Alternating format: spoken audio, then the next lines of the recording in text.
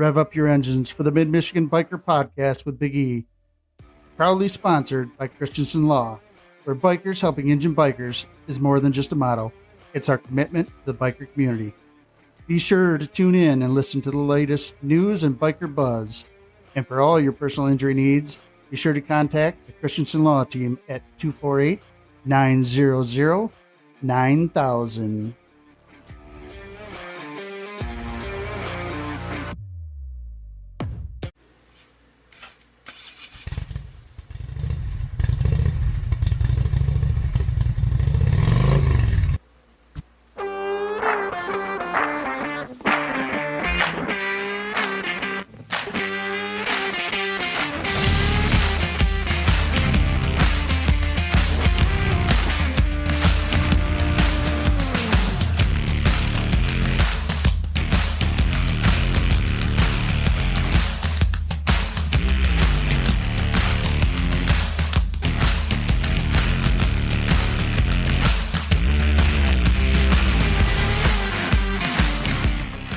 What's up, bikers? It's Big E, and you're listening to the Mid-Michigan Biker Podcast.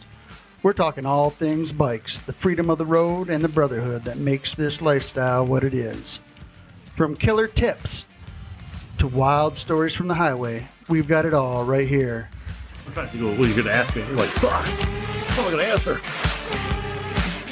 Life is short, bikers, so let's get after it.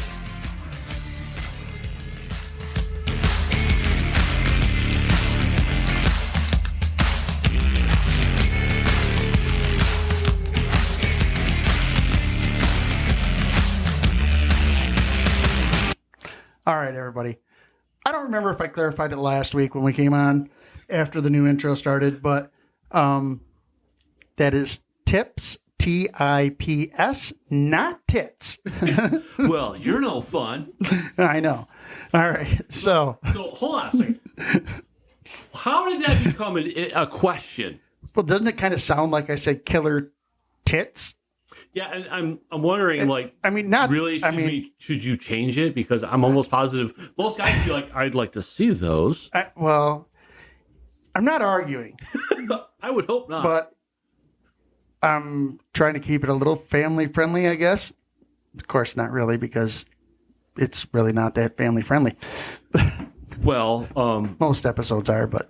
Yeah, most episodes are. You're going to have those NC-17 episodes that you're going to be like, we're going to stay with that one. Just give us some edge. Maybe I won't clarify then in those episodes that it's killer tips, not tits. It could be, but maybe you should just modify it and be like tits and tips. Maybe. Now that I say that, that sounds, well, what's a tip mean? Well, stupid. Look down. All right. So this week in the studio, I have Mr. Ziptie from the one of many veterans VMC. The Lansing chapter. The Lansing chapter. And him and I have actually known each other for a while now. Yeah. He's also the moderator on our Mid-Michigan Biker Facebook page. Yeah. Well, I think I bumped myself up to admin now. Are you? Yeah. How'd you do that? Well, my internal motorcycle's going off. That's very rude right there. Don't you know to turn that stuff off when you're on a live broadcast? Well, even a recorded one. Seeing as how it's one of my superior officers, I think that. Okay. All right. Are you okay? Can you talk? Yes, I can talk. You have to get permission from him? No. No? Right. They gave you permission to come here? Yeah, I've been talking about that for, I think, 6 months now. I was like, hey. Yeah, probably. Yeah. All right. So, Ziptie. Yeah. It's tough to call you that because I want to call you your normal name. But. Yeah. There's probably some people like, can you zip tie his mouth shut? So, Could that be a thing? So, I told you off air that there was something I had to tell you. Okay. And I thought I'd just save it for the podcast. Okay.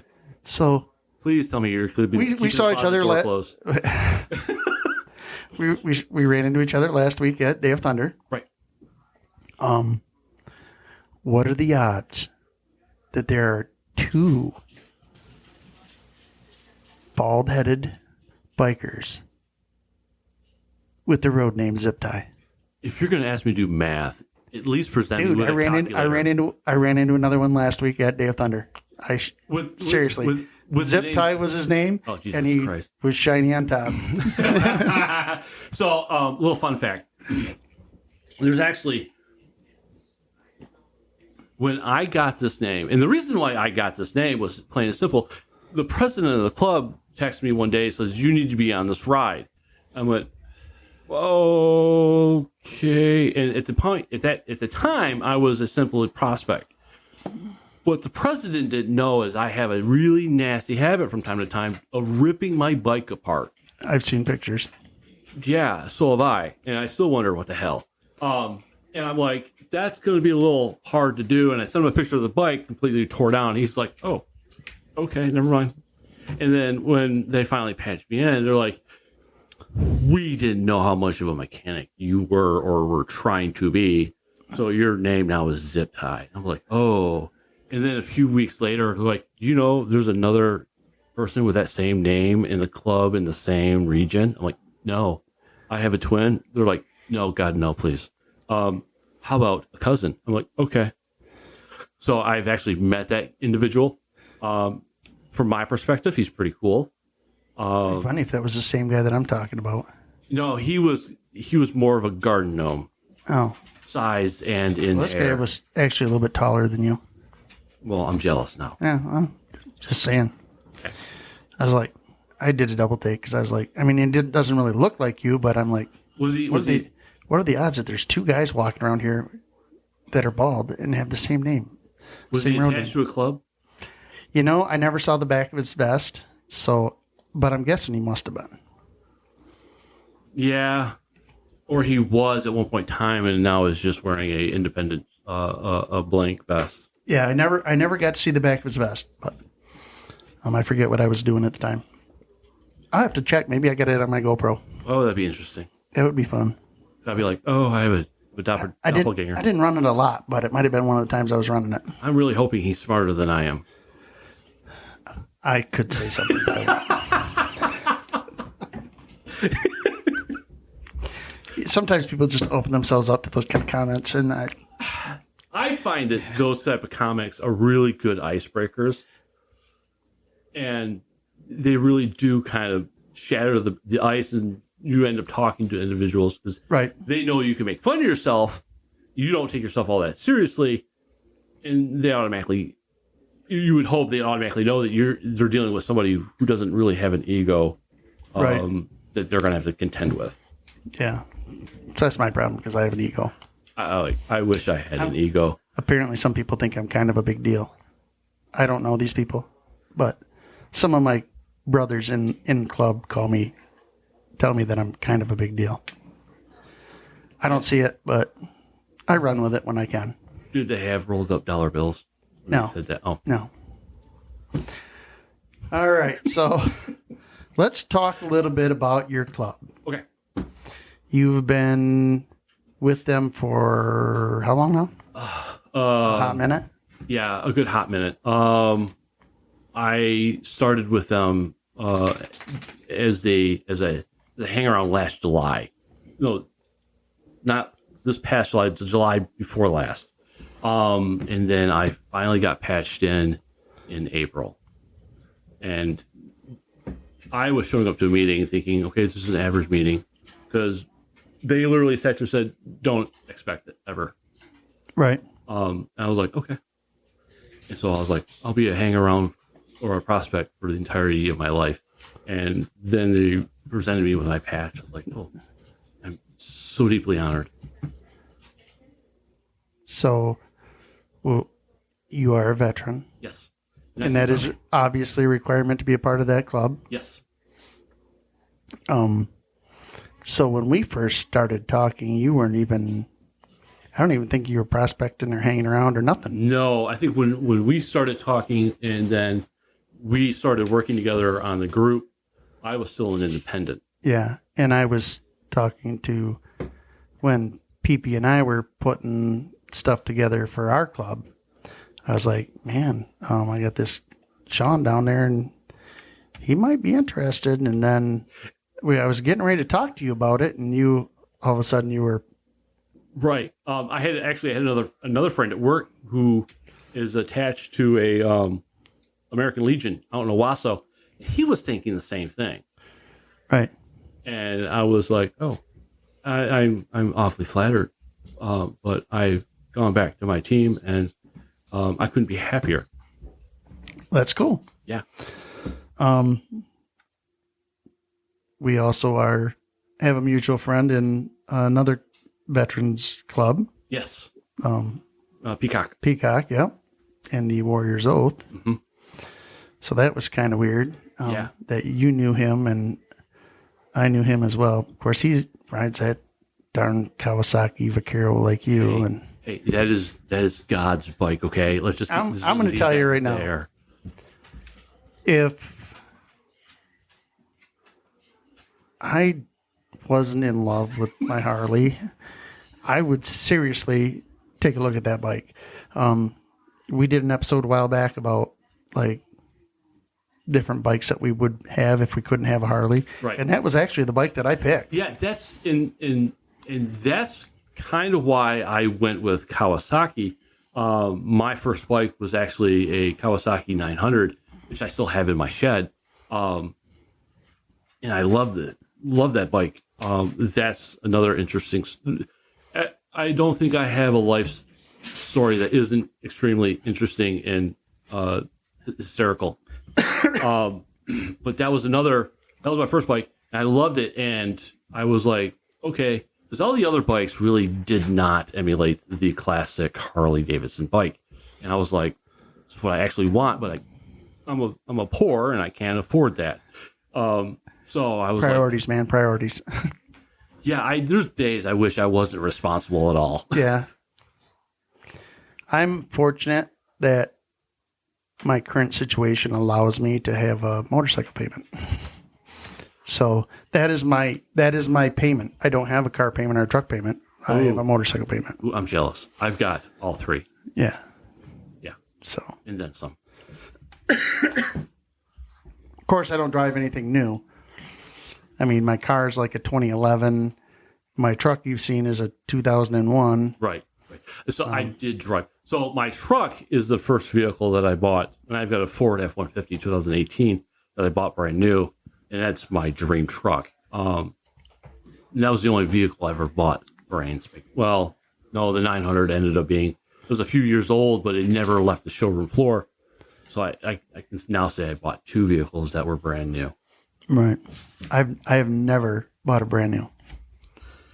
It's fun. You should try someday. Yeah. Until your bank Two account hit likes to buy. She bought a brand new car when we were together, so I mean it was almost like having a new car. But right.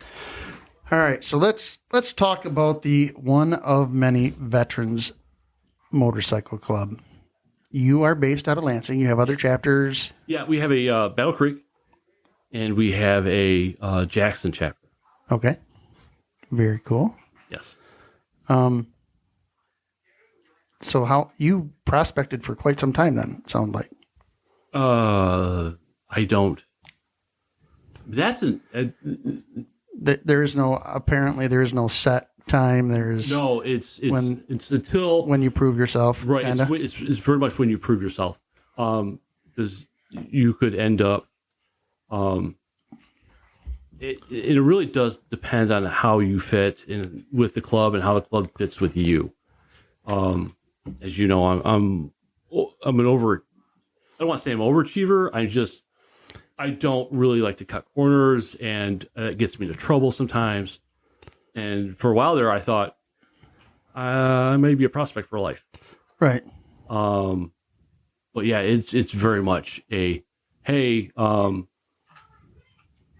We believe that you have proven yourself. So here you go. Please respect our rules and our bylaws. Cool. So I guess why we're here today is to talk about our annual. Yes. Your annual. Yeah. We so from my perspective, I think every club has an annual and some have multiple engagements. So our annual is usually held the same weekend as Veterans Day. And this year it is November 9th. If you go to our Facebook page, which is one of many Lansing, you will see the flyer there. Okay.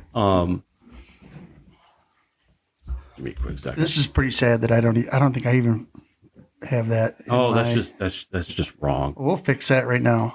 Okay. So I will switch over. No, that'll be the next thing. Can pages follow you? That's some pages you can't. Oh, really? Yeah, someone won't let you. Okay. You should see the one of many Lansing on it.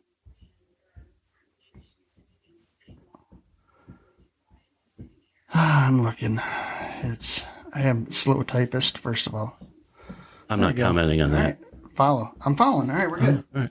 Yeah, so our it's our 10th anniversary annual. 10 years. 10 years. Yeah. And so it's on November 9th. 24 at Yeah. Doors open at 1900 hours, which is civilian time would be 7 p.m. at SMC. Yeah, Survivors Motorcycle Club Oh, cool. in Lansing.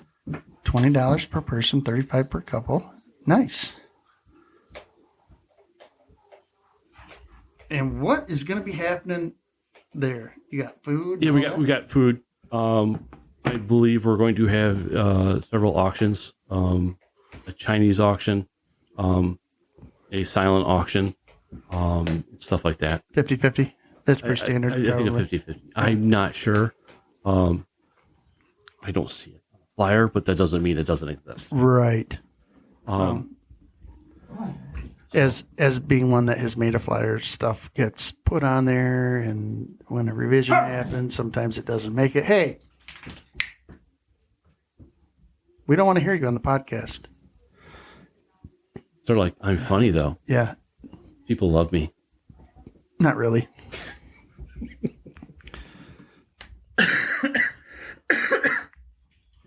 So what is your guys' mission? Our mission is simply to help veterans in need. And we try to do that. There's several ways to do that.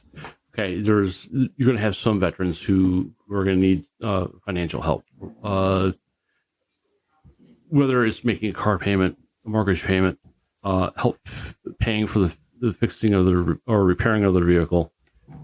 We try to do what we can. I'm not saying we're like going to do everything, but we have limits to our means, but we try very hard to literally do what we can. And sometimes it just means, hey, you're going to sit with somebody and just listen to them. Right. And you're going to talk to them and just be their friend. And again, there's multitude of ways to help people. But that's basically our mission, is just to help the veterans that are in need. So this annual parties that help raise funds for that? It's everything. We are a 501c3. Everything that we do goes towards helping veterans. And that's really why I ended up joining this club. And it's very odd because I'm used to being a pretty much a lone guy, never really fitting in with with any one particular group. And if I do fit in with a particular group, it's not for very long. This one, I just fit in, and it's like, oh my God, this is awesome. This is what this is supposed to be. And I love writing, and they love writing, and we just love to go writing. And then you write a lot. I do. And my insurance company said, stop that. Really? They're like, the lady's like, I'm a pretty high driver. I do 20,000. But she's like, I looked at how many miles you're estimated to do, and dealerships hate you. Yeah. I'm like, yeah, what did it say? And she's like, well, last year you did 34,000 miles on one vehicle. I hate to see what you did with the other vehicle. And I'm like, oh, well, don't look then. Yeah. But yeah, I do a lot of miles. In my job right now with this motorcycle club is just to get out there and just be out in the world and meet new people and help make friends with other clubs and just kind of make a bridge for us to go, hey, how you doing? We're one of many. This is what we stand for. This is who we are, and just get out there and be everybody, try to meet everybody I can. Right. I'm pretty good at that, and it scares some people. Well, you are extremely friendly. I mean, we hung out today a little bit. We rode up to Dublin, and then we just rode up over to Branch to get you some Mountain Dew because he doesn't drink. And you can just imagine what happens when you actually take the mask off. But like everybody he sees, hi. Like, dude, wow. Yeah, I'm a social butterfly. He is. I'm like, and I have a complicated relationship with society. I would never have guessed. Yeah. So it's your club's 10th annual on November 9th at 7. Yes. All right. I'm going to try to get down there. I would hope to see you there. I'm going to see if I can drag some of my brothers and sisters along. I really hope so. I would actually like to see us pack out that place and just be able to show the MC world how much we really care about them and about veterans, and just kind of, because you got to understand that the majority of MCs are actually veterans. Oh, it's definitely kind of how the MC world started. Right. And it's like, okay. And so, yeah, it's pretty much how everything ends up going. So how many miles did you put on your bike last year? Last year? I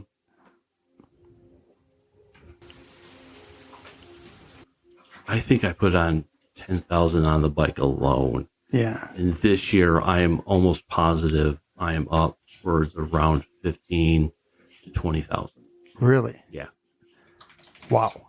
I'm actually right about 9,000 miles right now. Oh, wow. This year. Wow.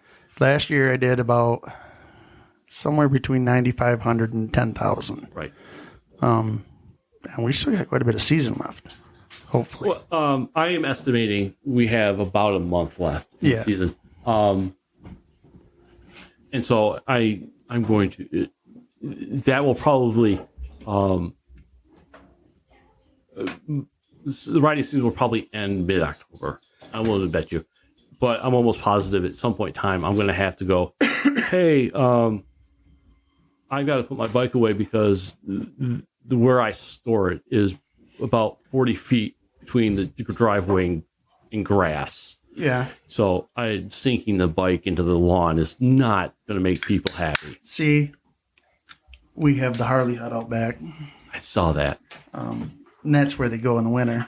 Right. And now this spring we put in the pad out to the driveway because it was sand. So getting them out of there Right.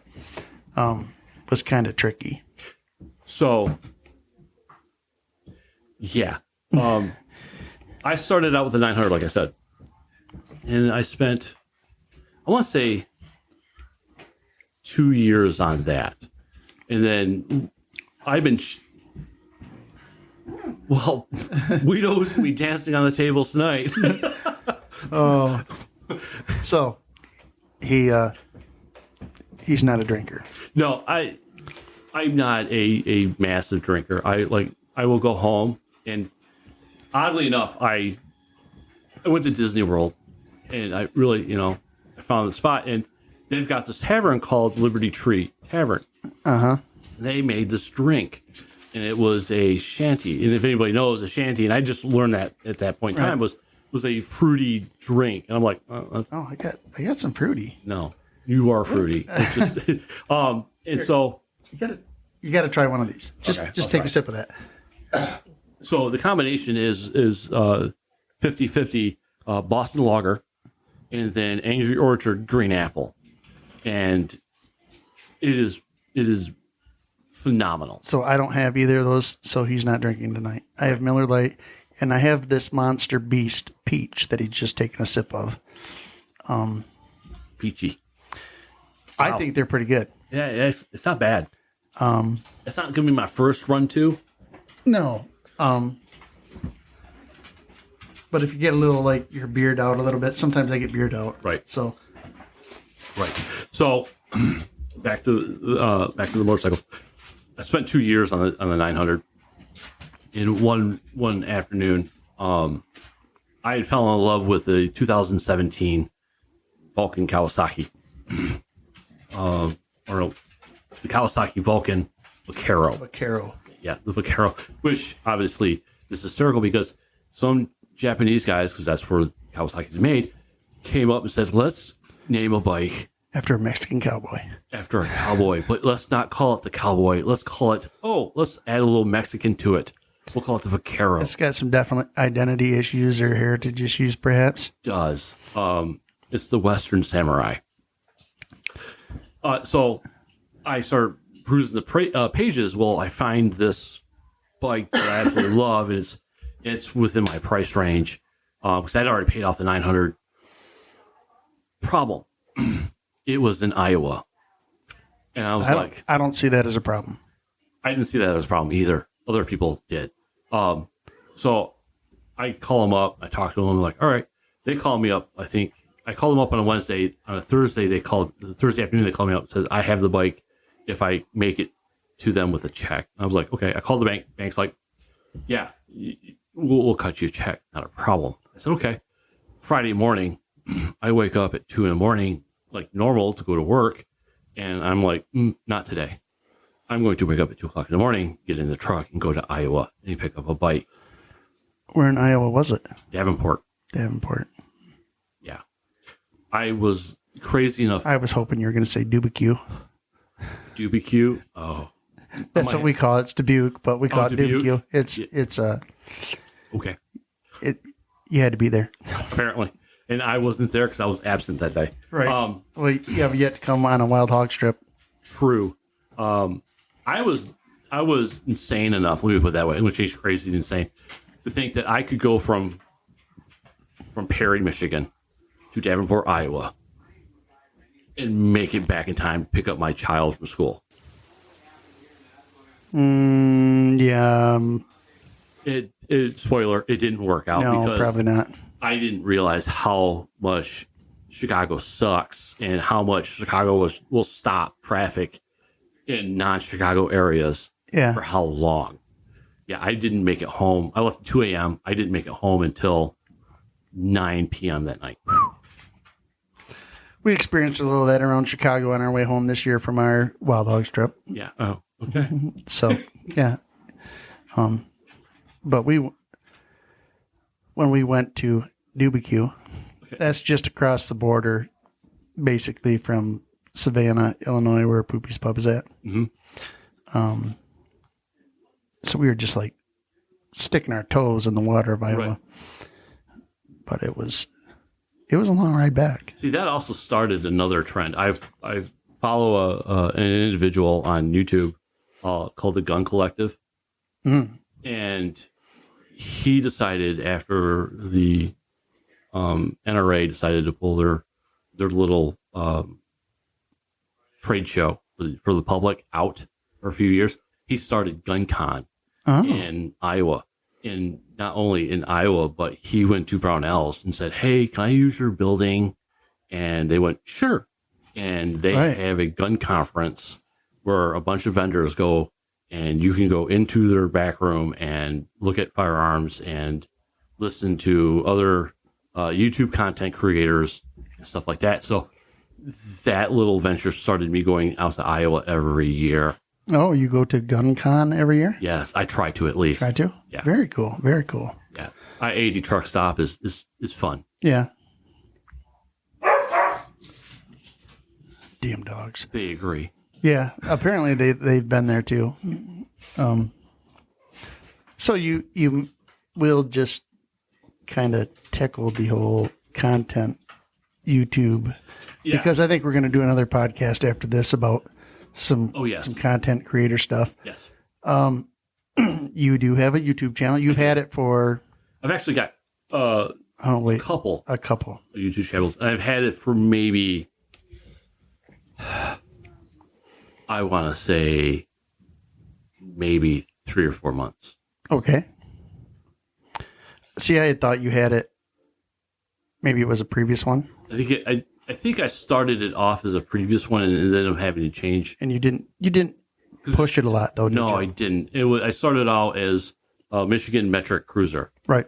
And then I realized that I won't always be on a metric bike. And sometimes I want to go test ride a Harley Davidson. You did test, and I did. That was. It was. I'm not going to say I'm the smartest individual. It was comical. So definitely go check out the YouTube video where he test rides one of the new Harleys. Yes. Yeah, that was fun. That was a instant moment of, hey, let's do this. Yeah. And then I realized, okay, I need a better name, and so I changed it to Michigan Moto Cruisers. And your motto or your little tagline is similar. I like to think that I inspire people once in a while. The artist who I commissioned to do the work is a shared friend. Oh, is it? Oh, yes, it is. Who would that be? Oh, I don't know. I can guess. Is he north of here? Yes. Yeah. Okay. Oh, we'll be talking. Oh, I can feel a fight coming on. No. He's a great brother. Yes. And he actually really we're gonna do this. Get everything in this show. Apparently. Howard Stern is wondering what is going on. Shock and awe here, shock and awe. He actually talked to me about doing what he's doing and doing some of the stuff that he wants to do. And I'm like, dude, you have my blessing. Right. You know, there's enough out there for everyone. Right. I believe in competition. Whether friendly competition and non-friendly competition. It drives people to do better. Right. And I mean, there's a lot to be said for that. Yeah. My club brother, he is a little bit better at the graphical arts than I am at the moment. Yeah. And you do have a nice logo. Oh, thank you. Nice job, Rob. Yeah,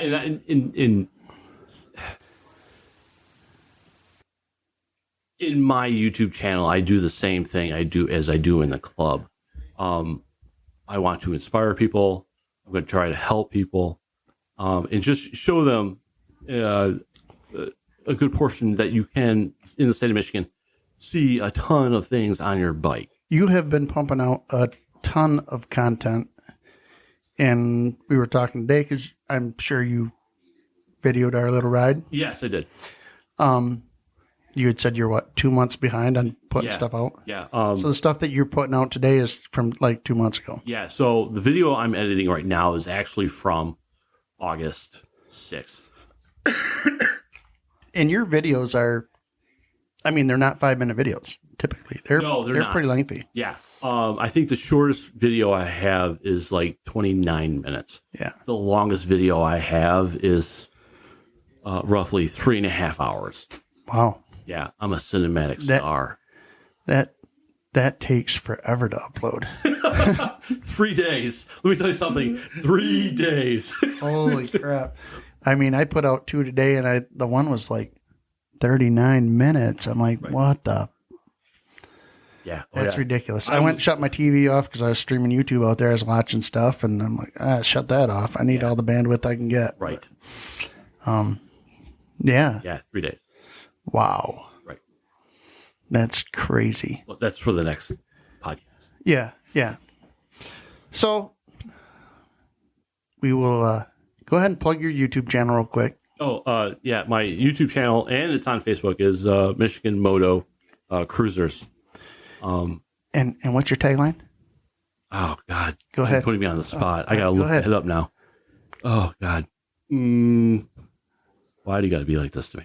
I would think you would have that memorized. Like, I have my tagline memorized. It's even on the wall right there. I have so much. You see it? See it right on the wall. Oh, because you're the true overachiever.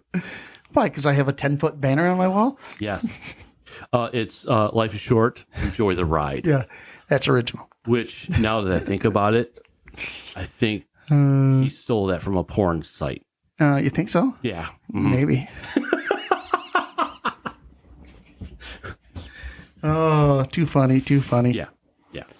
But, yeah. So one of the many is very much about the veteran community. And it's about the entire community in its entirety. But we kind of focus on the veteran community. Right. And that's part of our mission as well, veterans.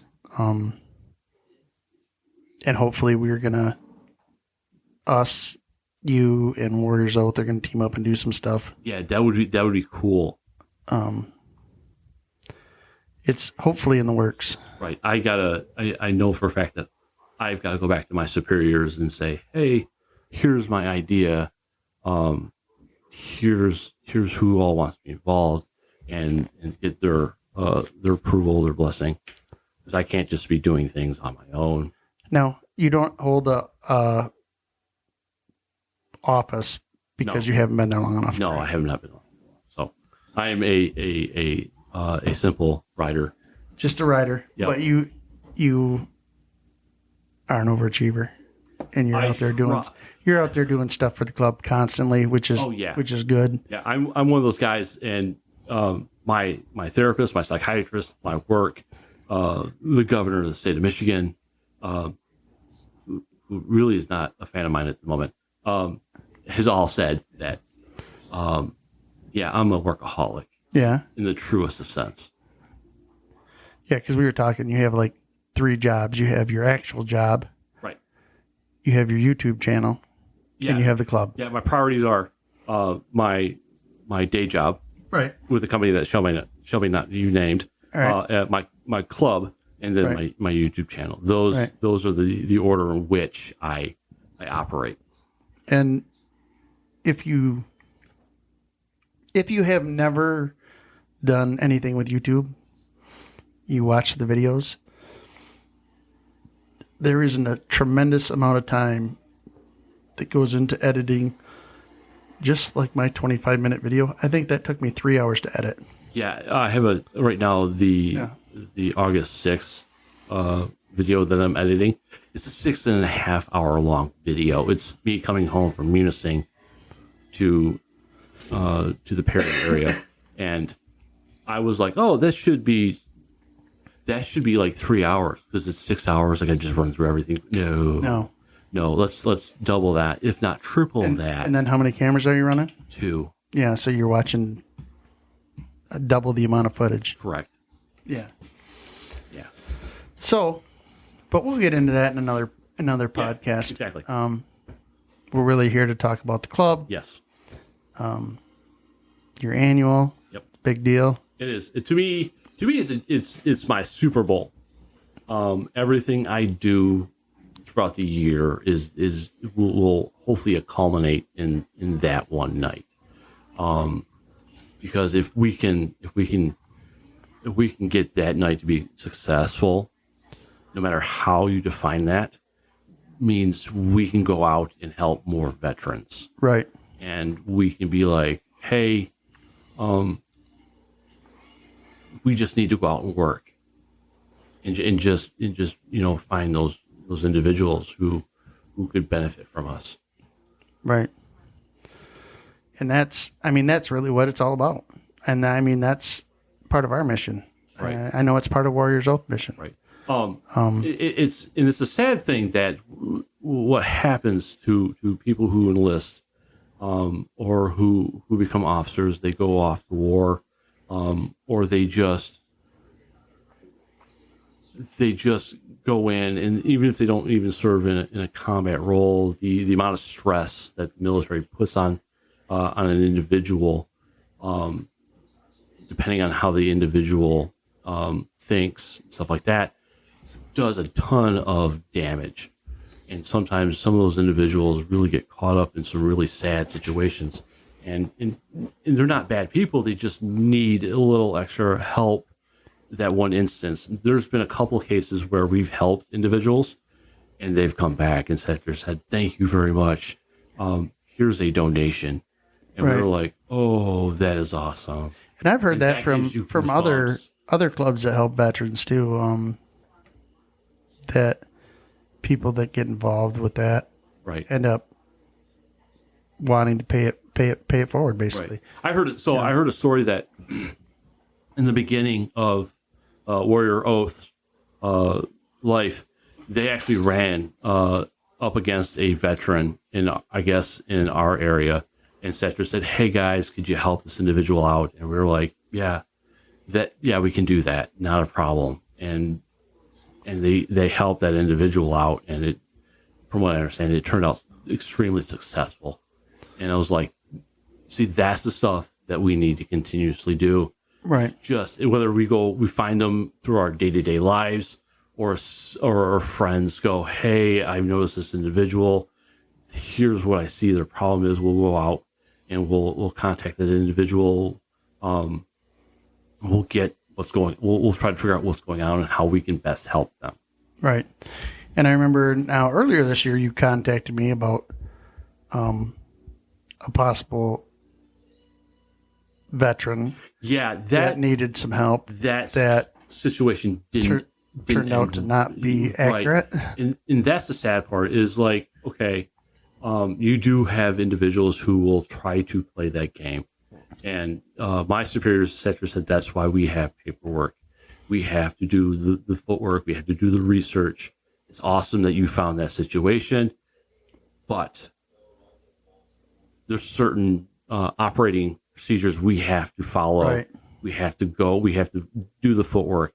And found out that the individual either did not serve or did serve and then were discharged dishonorably, and then made some other poor choices which put them in other situations.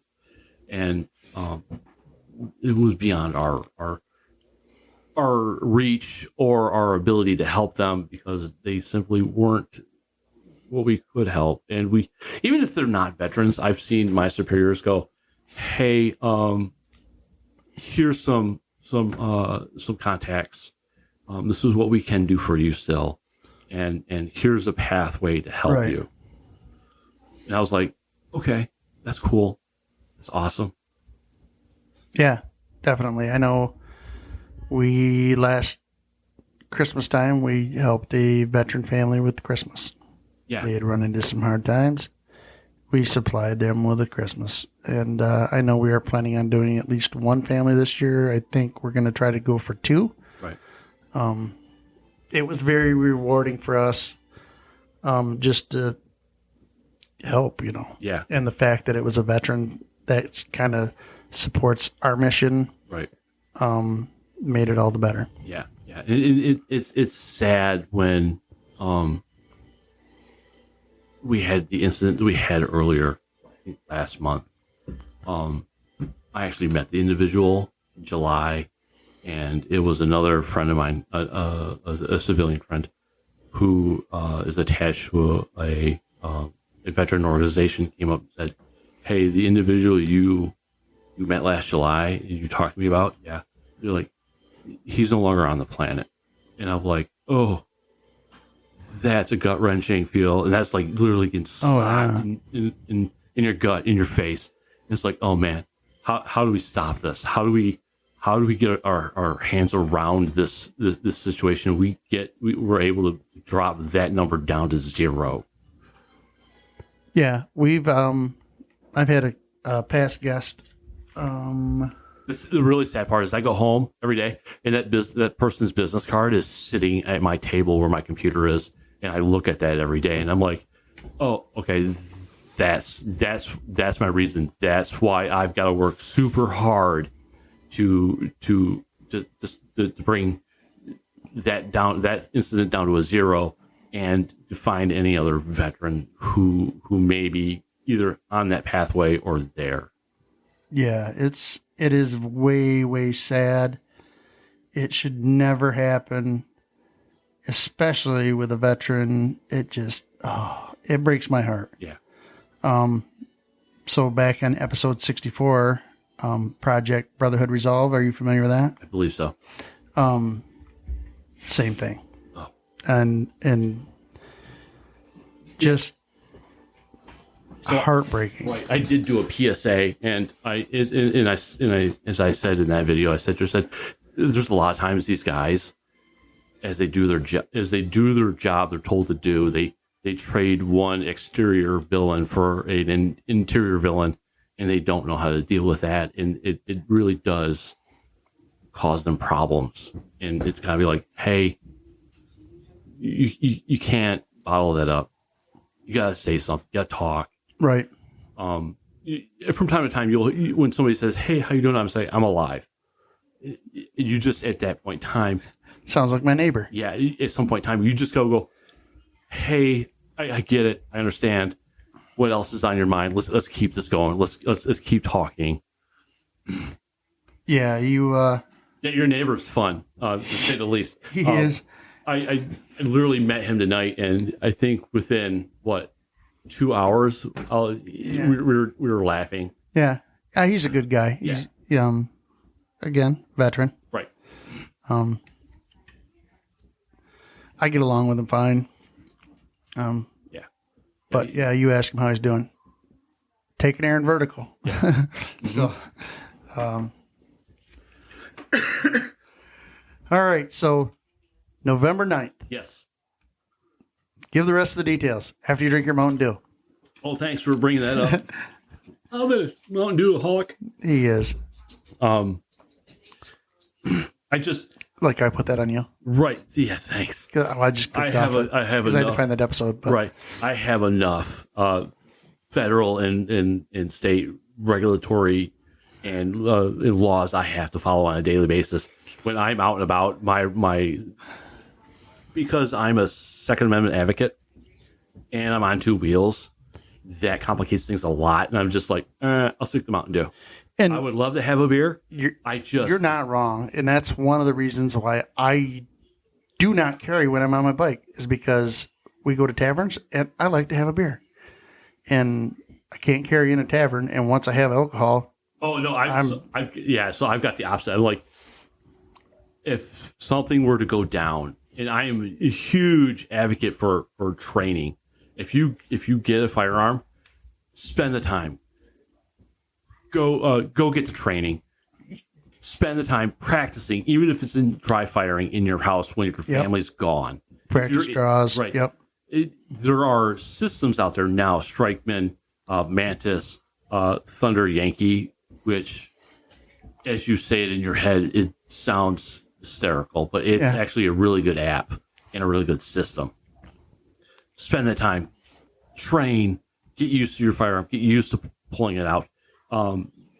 There are institutions that have classes that will actually teach force on force safely. Oh, yeah. Because how you draw during the training in your home or on the range changes when you add stress and you add an external force. When you do force on force, when you've got another buddy and you've got airsoft guns and you're trying to, you've got all the PPE on, you will find out real fast how bad you suck, even after you train for however long. Yeah. But you need those situations to show you what you need to learn and keep learning it. It can be quite intense. Yeah. I'm sure you went through some pretty intense training in your job in the military. Yep. I was a 95 Bravo MP. Right. So, yeah. Our job is to have firearms on us at all times. And then after I got out, and I actually spent several years where I didn't have a firearm on me. I was a little angry at life. And then when I did calm down and I did start buying firearms, I did actively seek training and continued that. I got friends who were the same as me, and I call them training junkies. They'll take the same course by a different instructor because they know for a fact that different instructor can teach it a different way. Something else, yeah. Right. Might pick something else up. Correct. Yep. Yep. I know when I was in the reserves, we did some training. Room clearing was freaking awesome. Right. Especially when they added suspects that you're looking for. Right. I mean, that upset. I mean, right. And then they actually put the hostages in front of the terrorists. Yeah. And you can't shoot. You don't have a clear picture of the terrorists. My nightmare is actually clearing stairwells. Oh. Because there's no real good way to do it. No matter how somebody says, well, I can teach you to do it the right way and it's efficient. Like, no, because you are literally, depending on which way up the stairwell, up or down the stairwell goes, there's so many blind spots in so many ways. So I'm going to run this scenario by you. So me and my partner enter this room. Right. We're looking for 2 suspects. Okay. So is this having to do with a bar? No. Okay. No.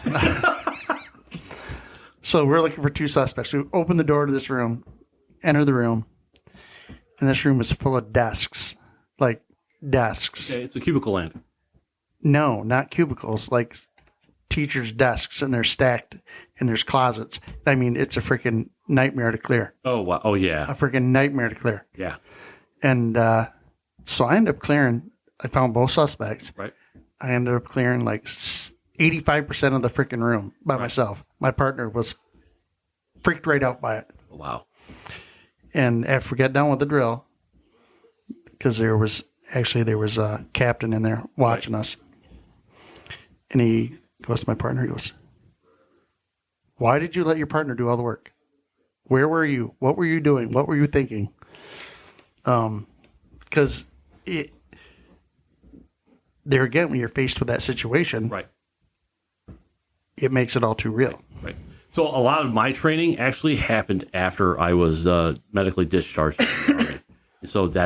So I didn't have the Army there telling me, hey, you got to do it this way. Here's a more efficient way. I had instructors who taught law enforcement and military and paramilitary how to do the job. And I was like, oh, yeah.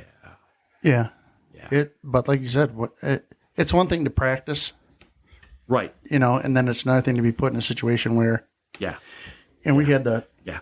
Yeah. There's a scientific study that was like, you lose a good portion of your training when you have a ton of stress pushed on you, right, and you have to use it as second nature, and you're realizing, now I got to do this faster than what I'm used to. Right. But off track. Yep. But it happens. It happens, especially in this podcast. Wrong. I almost want to be like. So it's Loose and Squirrel. Veterans Day, one of many VMC's 10th annual party, November 9th, 2024. Actually, I had somebody says, well, that's not that weekend.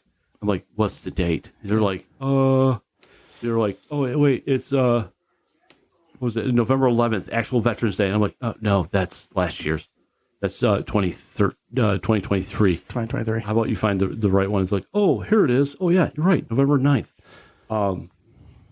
7 o'clock. 7 o'clock. Yep. Survivors MC. Survivors MC. Yep. In Lansing. Yep. 7 o'clock. Be there. Be square. $25. I'm almost positive I have no other shape than squareness. Yeah. Well, you are kind of square. Yeah. Mm-hmm. All right. All right. Well, thanks for coming on the show. It's not a problem. Thank you for having me. Hey, I even fed you. Oh, yeah, he did. I did. He's tried. Actually, a pretty good cook. I'm a little pissed off because I think the roast got a little bit overdone. I think. Well, if you wore a slip under your skirt, well, you wouldn't have that problem. It's We went the long way home on the ride, so Yes, I'm gonna blame that. Okay. All right, bikers. Now here's a good catch line. Life is short. Get after it.